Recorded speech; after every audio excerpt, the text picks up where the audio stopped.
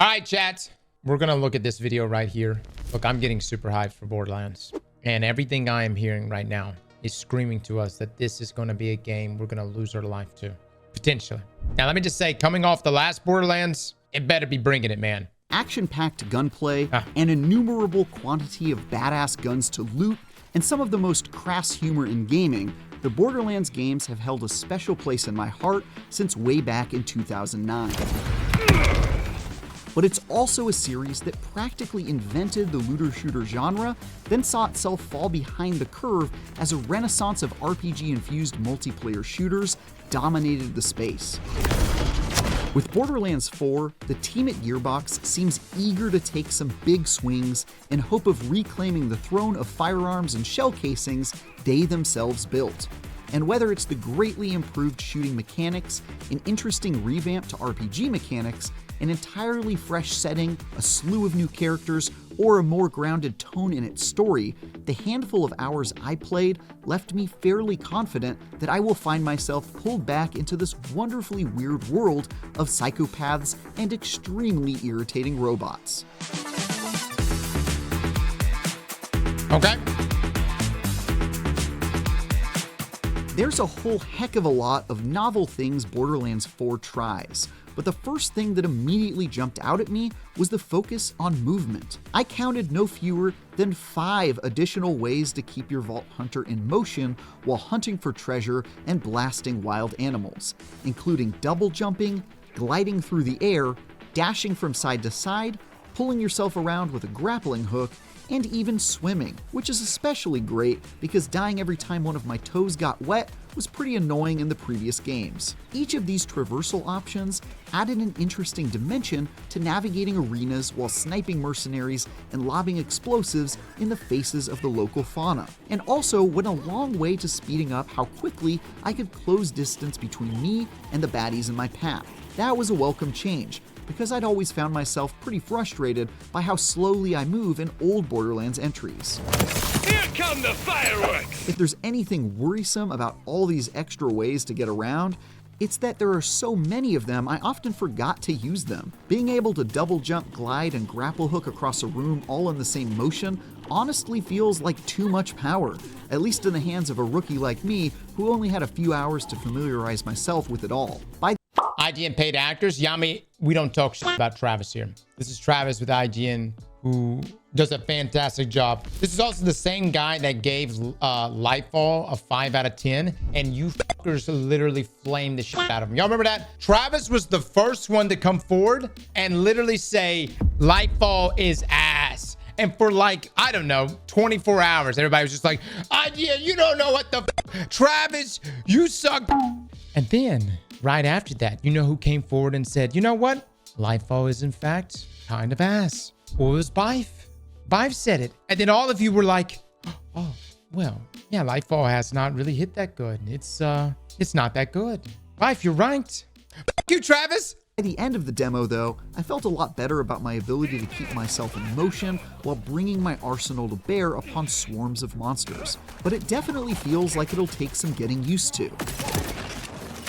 Of course, it wouldn't be a Borderlands game without the promise of a bottomless cache of weapons to discover, each designed to inject a little anarchy into combat. While I only got a small sampling of what's in store, there honestly weren't a ton of things I wasn't expecting, even with the additional weapon manufacturers introducing some new stuff. One of the new gunmakers, Ripper, seemed to have a lot in common with the COV weapons from Borderlands 3, as they need to spin up before they can be fired, but then pile on a heaping helping of lead into enemies. While Daedalus reminded me a lot of the doll weapons that offer multiple ammo types to switch between.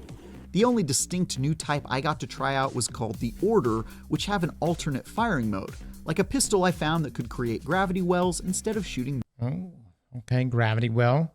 Realizes mag, weapon charges before firing, full auto mode, overriding the default manufacturer's charge optionality. Normal bullets. Most of what I played was from pretty early in the campaign, and I only found a single legendary weapon during my travels, so it's fairly likely there are more surprises I haven't seen, but at least on the surface, I wasn't too shocked with what I found in that regard.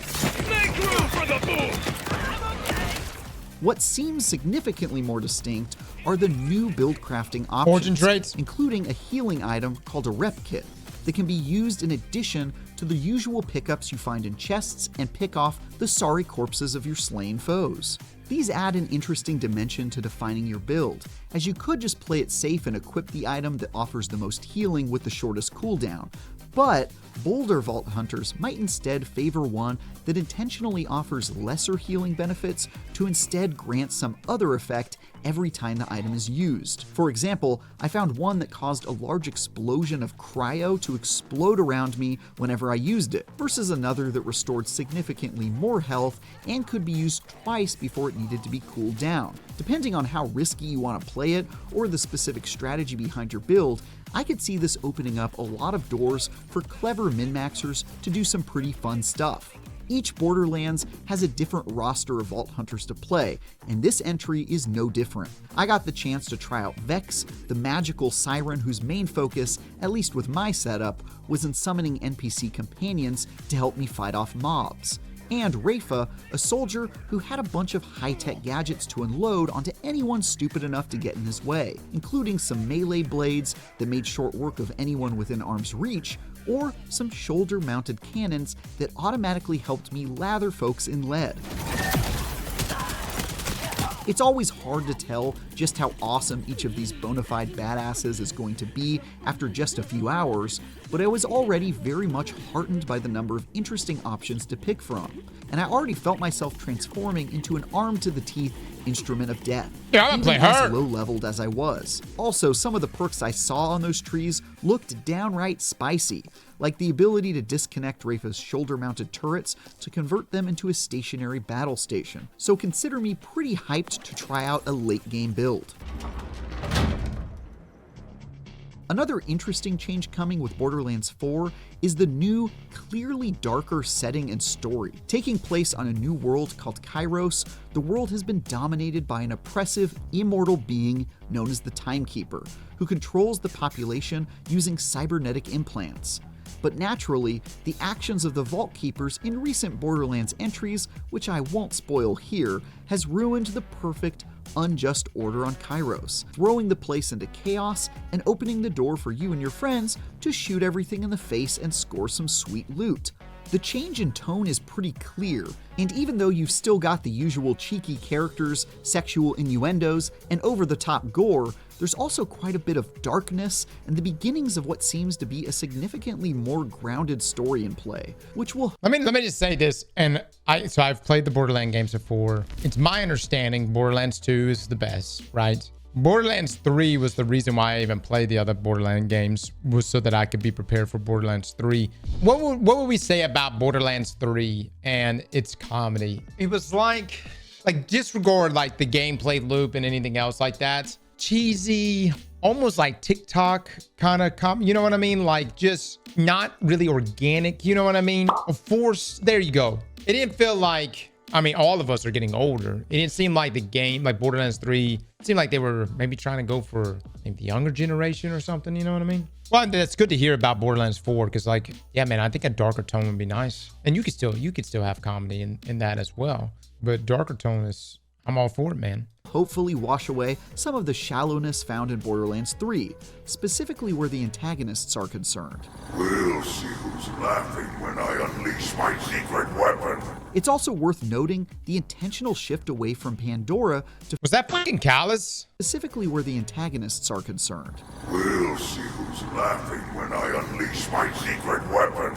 It's also worth noting the intentional shift away from Pandora to focus on this new world. This, combined with the fact that a lot of the cast is entirely new, at least in the sections I played, makes things feel a bit like a soft reboot that gives a fresh start to tell new stories compared to prior games that have mostly leaned pretty heavily on the locations and characters established in their predecessors. I'm all for this shift, honestly, because although Borderlands was my addiction for years, it's also pretty clearly been on its back foot as a series, as the looter-shooter space has both evolved and become more crowded, especially where its ongoing live service peers are concerned. To be clear, I don't want to see Borderlands chase the games as a service model and fundamentally change what it is, but it's nice to see that Gearbox seems willing to take some sizable risks in pursuit of evolving the series, because I genuinely think it needs to do so if it wants to keep the attention of longtime fans like myself. That's not to say there isn't a ton of good,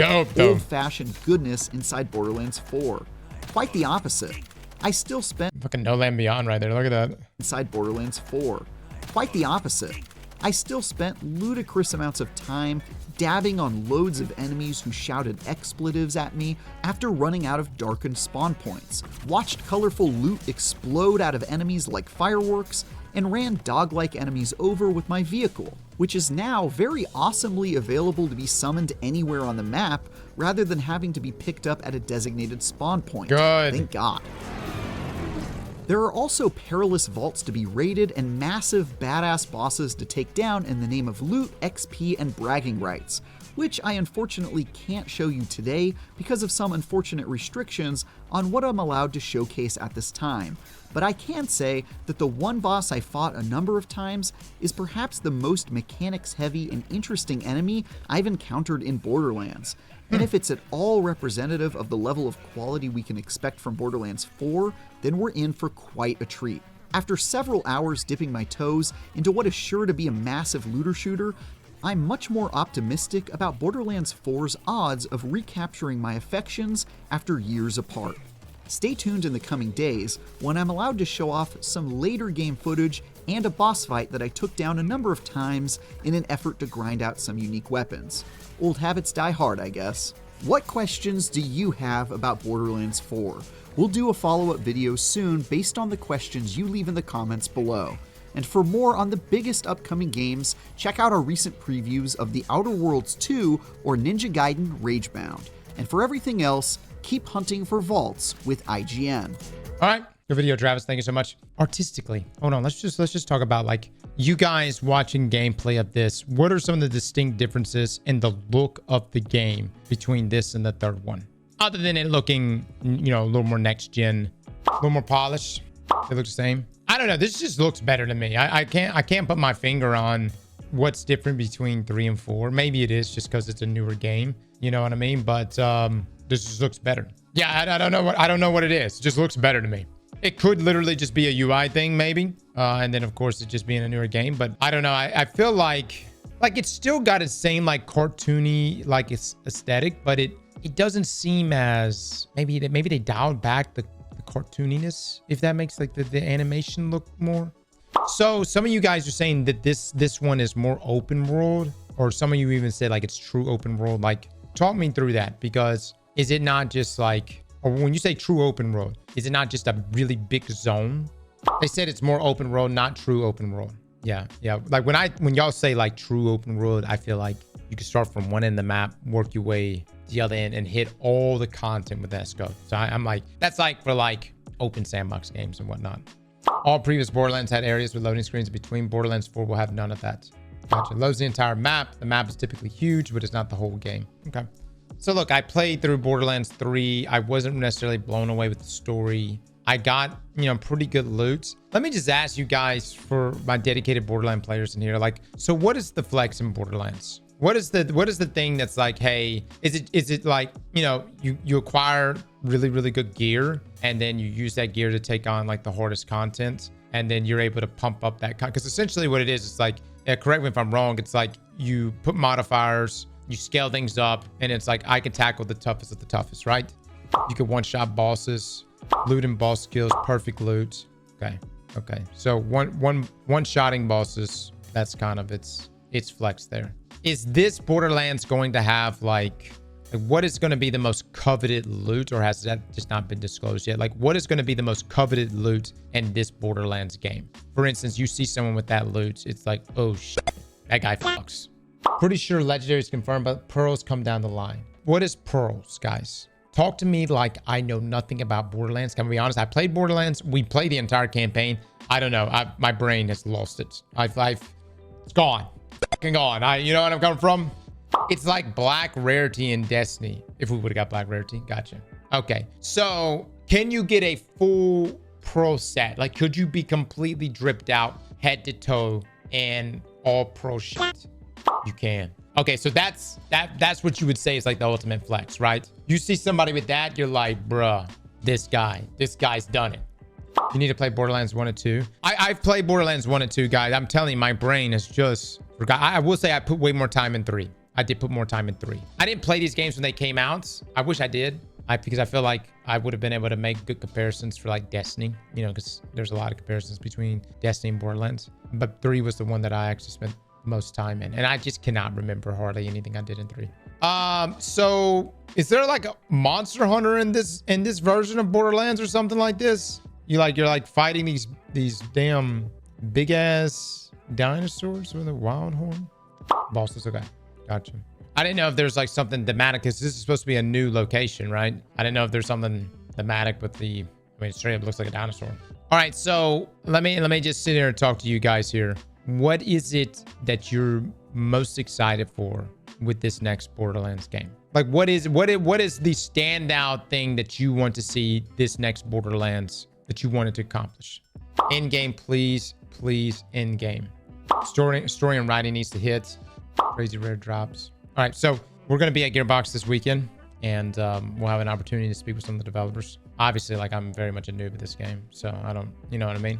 But I just wanted to kind of collect y'all's thoughts on, like, what it is. Like, if I was to come to them and be like, hey, this is like the top of the list things that, like, my community want to see in this Borderlands games.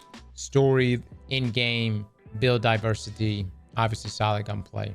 Borderlands 3 gave too many legendaries. Dude, I didn't want to say it because I don't know what exactly like the loot quantity or drop rate is supposed to be. I will say that whenever I played Borderlands 3, brother, I felt like I had so much shit. I felt like, and like legendaries were dropping for me left and right. I didn't know if that was like the way it was supposed to be. Again, I played more 3 way more than I played the other Borderlands games. It was really my first true experience in Borderlands. All right, these are the things I'm going to be bringing, guys. The conversation I'll be having, and we'll be streaming from their studio this weekend too. So we'll be also playing this. So if you want to see some extremely newbie gameplay, you can come check it out. Slap that like button like your mama told you right.